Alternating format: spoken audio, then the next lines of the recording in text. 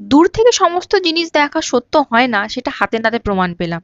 কি, ইটভাটায় গিয়ে দেখি কত কচিকাঁচা বাচ্চারা এদিক ওদিক ঘুরে বেড়াচ্ছে। প্রথমে ভেবেছিলাম ওরা হয়তো ওখানে কাজ করে, কিন্তু পরে জানতে পারলাম না, ওখানে ওদের মা বাবা কাজ করে, ওদেরই বাচ্চা ওখানেই থাকে, যেহেতু ওখানে সারা দিন কাজ হয়ে থাকে।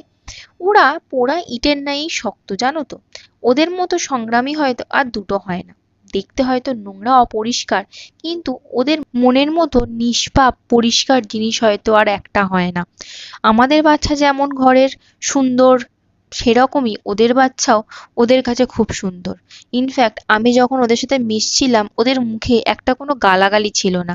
যাই হোক, ওদের সাথে খুনসুটি করতে করতে দিনটা বেশ ভালোই কাটছিল।